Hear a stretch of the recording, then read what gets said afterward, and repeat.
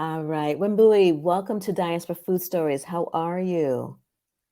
I am great. Thank you for having me, Sheree. Absolutely. You are joining us from Kenya, beautiful country of Yes, Kenya. from Kenya. Um, Awesome. yeah. Born and raised, that's home. Yeah, born and raised in Kenya. I've lived here all my life, but I did go to school for 3 years for my master's in China, but the rest of the Okay. time in living here.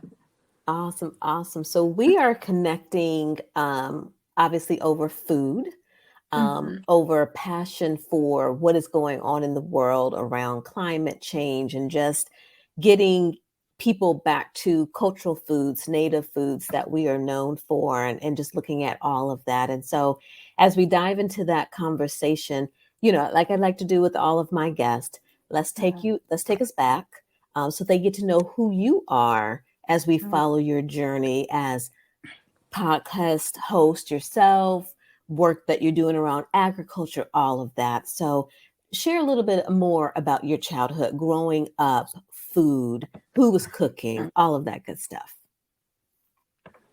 Okay. So I grew up in Kenya, born and raised. I was And what city? born not the city. I was born in the central province of Kenya. Okay. Um, and then when I was about a year and a half, we moved to just close to the central province, but farther away. The town is called Nanyuki. That's where Mhm. the equator passes along Nanyuki town. So anyone who's traveled to Kenya might know about the equator. So I Okay. was born and raised um, family of two, my mom and dad. We grew up pretty normal upbringing, I would say. Mhm. And I'm the youngest of two children. Okay. So I didn't really do much of the cooking, to be honest, Hmm. until I was Okay. much older. Okay. Yeah. Okay. So, I know if you didn't partake in the cooking process, I'm sure you were eating though. And so, are Yeah. there any favorite foods from your childhood that you can remember that you still enjoy today, even?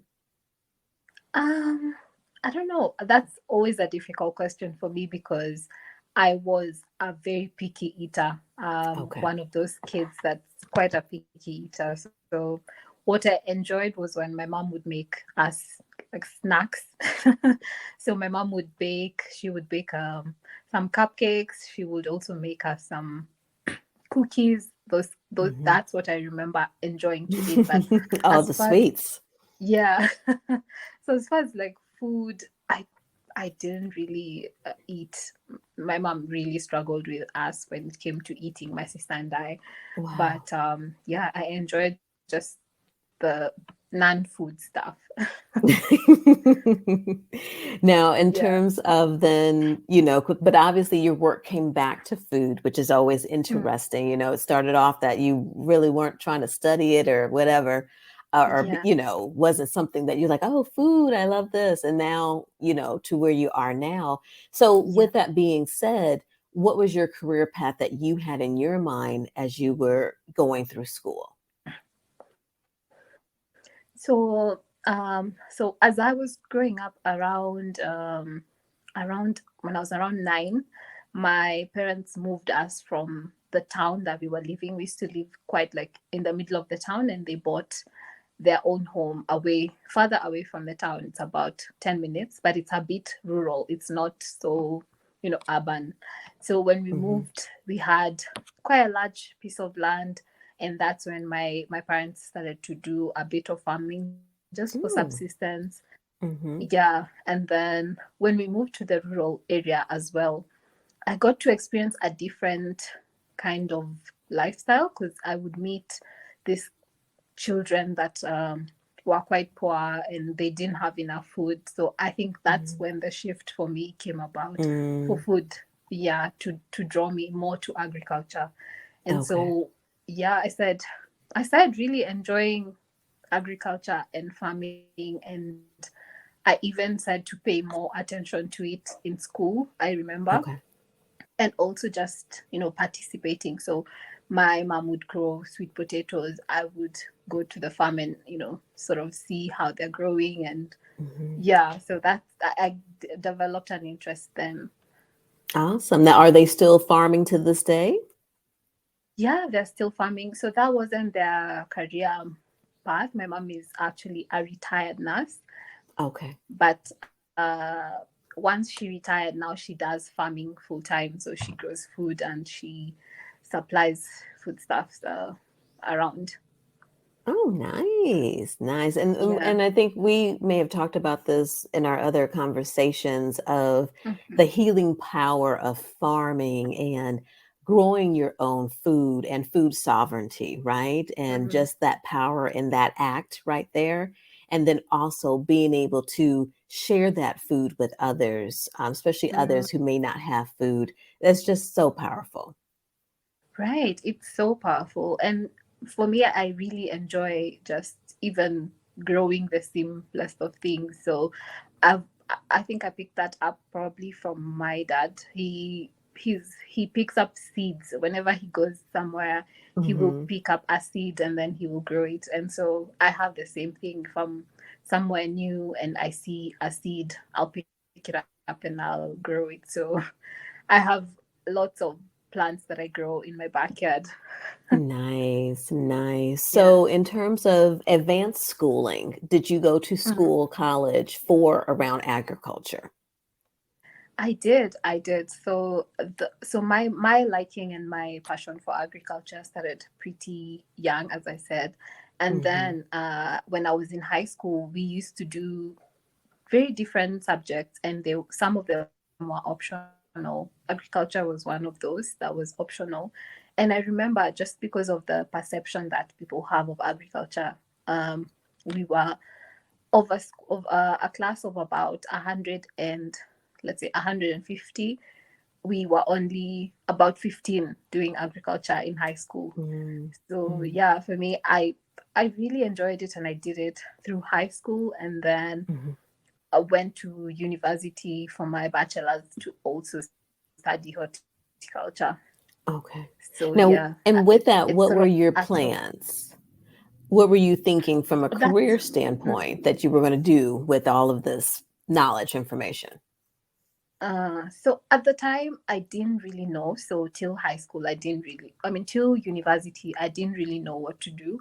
But I Hmm. knew I wanted to be in like a high impact area. Like I Okay. wanted my work to actually make an impact. And so I started to do this thing. Also, when you're in university, you get a chance to do an internship. So I Hmm. did an internship with one of the farms that grow horticultural produce for export.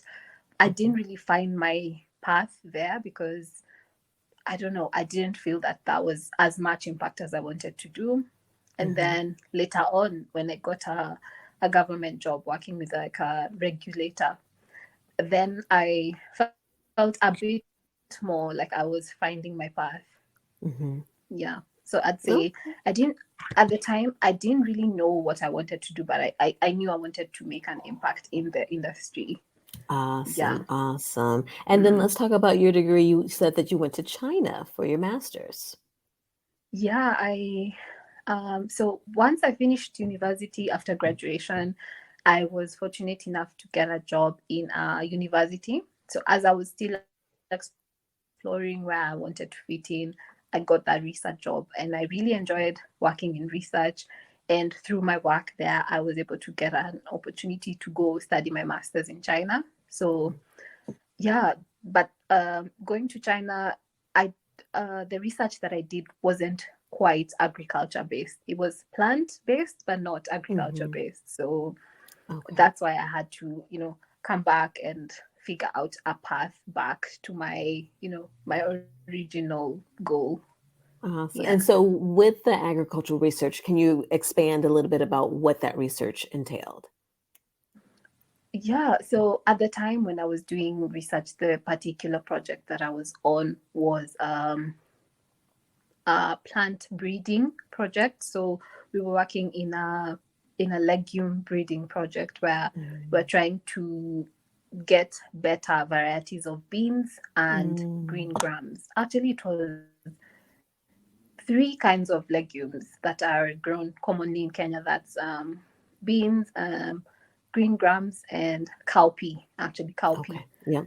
So yeah, we were in the beginning stages of doing some research into breeding them for better cooking quality and um, better, I think, nutritional quality as well. So it was very interesting. We went around, um, anywhere we'd go, we would find different colors of, for example, bean, different sizes, different, all sorts of bean that you could find. And then we grew them. So we were trying to see just what are their qualities so we could find which one of them had the best quality, and then like further down the line find the genetic, so sorry, that's my dog. Find later on the genetic, what the genetic makeup that was making the better varieties. Okay. Okay. Awesome. Yeah, And we'll hold right there. please, yeah, let me just check. Okay. Here.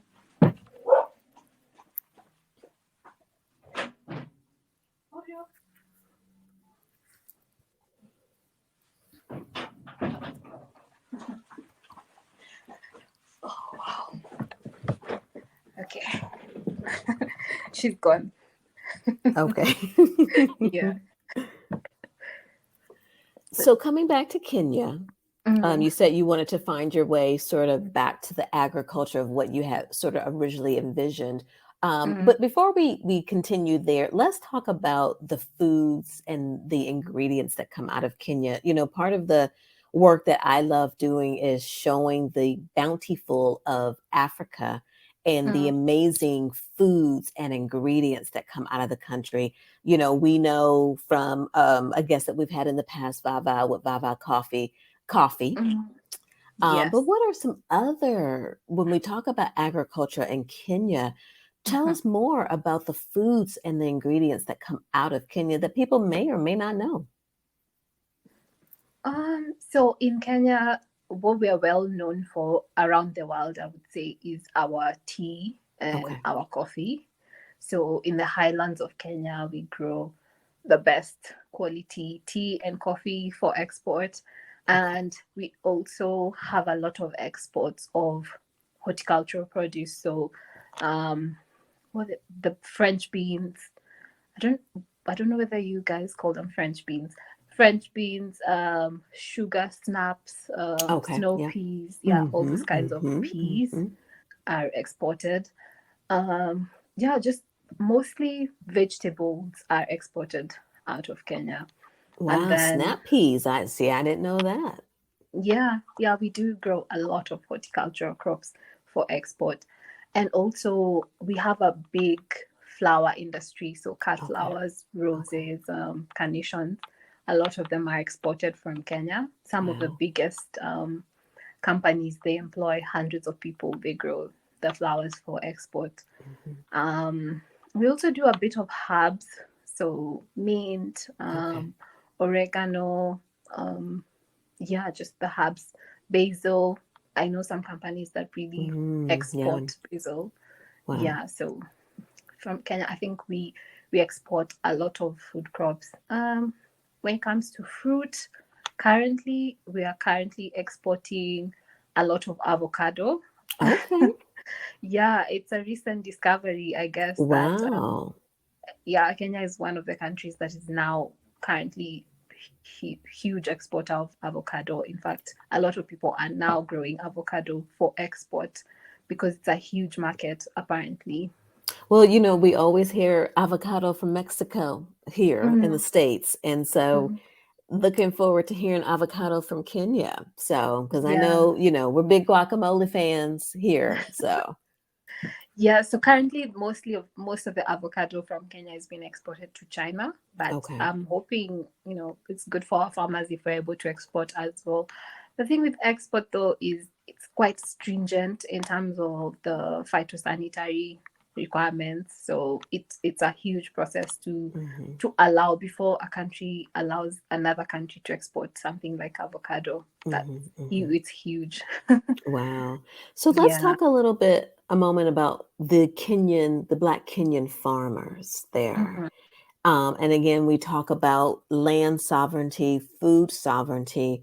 You know, how is that in terms of farmers really benefiting from the land that they own and that they're farming off of? Are we seeing that they're getting fair value for their crops?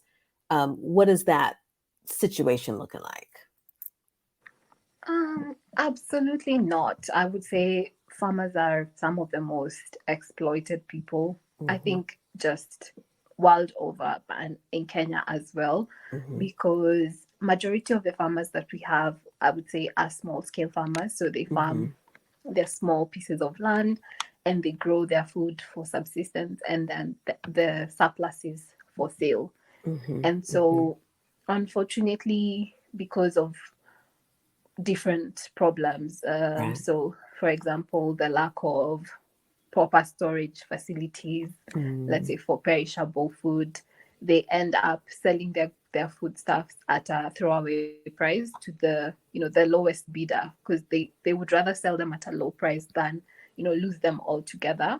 Yeah, yeah. But yeah, so I would say definitely no. A very few of the farmers are actually, I would say, getting fair prices. So what you Okay. find is that majority of the poor population, especially in the rural areas, they have land, they have um, they have land, but it doesn't really benefit them in the way that ideally it would. And also, with the current climate change crisis, Hmm. it's so much more difficult to even grow food to the point of sale, because we are currently, okay, not now, but till the beginning of this year we were experiencing, I think, the sixth consecutive drought. So we Oh, saw, wow. yeah, we saw a lot of crop loss, a lot of Mm. livestock loss because of the high temperatures. So yeah, Right. farmers are having a tough time. Wow. So let's Yeah. talk a minute about climate control or Mm. climate change, excuse me, because that is something I've been watching and I try to do my part when I can in terms of materials that I use and things like that. But Mhm. let's talk about let's talk about the seasons first of all. Share the seasons of the year throughout the year. So we in Kenya we enjoy, honestly, I would say the best weather, among the best weather, because we don't have our cold seasons. We call it winter, but having experienced real winter, I mean the temperatures are low. Let me not call Hmm. it winter. So we Hmm. have our cold season beginning of May to Okay. around July, end of July. So the Okay. temperatures get quite low, maybe 10 degrees. And then the rest of the year we have very fair weather, so an average of, let's say, 25 degrees Hmm. Hmm. so throughout the year. However, we do have two rainy seasons in Okay. Kenya, or we used to before the whole climate change. Mm. And so our rainy seasons are between, we call them the short rains and the long rains. Okay. And so the long rains are between, um, I think it's March to around May, and then we have the short rains which come around October October and November. Okay. Those rainy periods used to be very reliable previously. So we would see, because a lot of farmers, again, small scale farmers, they rely Hmm. on rain. So we would see Right. them grow their food around that time. And that So was that was the reliable. That planting worked. time. Yep. Yeah, yeah. So the beginning of the rain, it would be planting season, and the rain would be enough to sustain the crop till it grew. Yeah. Okay. Yeah. So I I'd mean, say because those are. that's the natural earth knows what to do, right? I mean, it was just Mm-hmm. clockwork. You got the rain. You worked on this on a routine. You knew as a farmer how that would come. And then what Yeah. year, you said about 6 years ago is sort of when climate change really started kicking in and the rain started going into the drought? No, not really. Because like I said, we have two rainy seasons. Mm-hmm. So when I said we had 6 consecutive droughts, is that we missed the short rains and the Okay. long rains 6 times Okay. before we now came to this period, which is currently we are having a rainy season. it's Okay. it's I suppose it's very much like the long rains that are natural, but with climate change again, it's heavy, and so flooding and all that, so that also is harmful to crops. Okay. So yeah, Okay. yeah, Well, so you said so now it's come back, but now it's come sort of back with a vengeance in terms of it's heavy is not what you guys are used to in terms of Mhm. the lightness or whatever was needed to make sure that the crop stayed healthy and not Yeah, flooded. yeah, because with climate change there are two extremes. It's droughts and then it's floods. Mm-hmm. So yeah, we're currently experiencing floods, especially the people that live near the in the lowland areas. Okay. We're seeing currently in the news a lot of people being displaced, people actually dying because of the floods. Oh, So yeah, it's a wow. really unfortunate situation. But Okay. yeah, so you asked around when we started to experience the droughts and the changes. I'd say probably maybe 5. I think we can say the past 5 years, I think, have been the worst. Okay. It's about Yeah. around 2018 or so, around that Yeah. time. Okay. Yeah. All right. So you Mhm. come back from China, Mhm. get back into, your home. What's next for you? What did you do from there? So when I came back, actually, I came back prematurely. I hadn't really completed my studies because, as you remember, the COVID-19 pandemic started in China. Okay. Okay. Yeah, Okay. so at the beginning of 2020, when it was just in China, my family, we all decided that it was best that I come back home. Okay. I I honestly thought it would just be like a 1 month problem, Mm-hmm. Mm-hmm. but I was very wrong. So yeah, after that, I didn't go back, but I continued my studies and completed them from here. Okay. Yeah, Awesome. then after that, I started to look for job opportunities, and that was quite a tough period for me because at the pandemic, people were already getting laid off, so the Mm-hmm. Mm-hmm. opportunities were not there. So it was quite tough, and that's so I got a temporary sort of contract with another government agency. So that's where I started to work. But I don't know whether this is similar to all government agencies, but I had a lot of free time on my hands then. Okay. Yeah, that's when I now started my podcast as a way to occupy myself and also Mm-hmm. just stay in the industry that I am very passionate about. Got it. So you started Mhm. Farm to Table what year? 2020, 2021 in April. 2021. And Yeah. so tell me more. You said you wanted to stay connected to the industry. So tell me a little bit more about the inspiration and the mission or the vision rather. Right. So around that same time, around 2020, I think that's when my mom, who is a retired nurse. Mm-hmm. So once she retired, she decided to do farming, and she had a lot of questions about farming. So she'd ask me, "What's the best fertilizer to use?" Or "What should I do with this? What's happening to the plants? What disease is this?" So that's when I realized, like, I have a lot of information about this, and I could share it to the world and with the people that needed it. So Mhm. yeah, that's when I had the idea to start the podcast. Initially, I started it as a way to teach people how to farm, but Okay. then that changed really quickly when I realized that there's a lot more that was going on in the field. People are Mm-hmm. doing such wonderful things in the field. There's so many Mm-hmm. wonderful innovations going on, and so I really felt the need to highlight those kinds of innovations too, and to have those conversations about our food systems. Okay. What are some of Yeah. your most memorable stories then, or guests? Some of my I would say my first very memorable guest was an organization that they have a Facebook.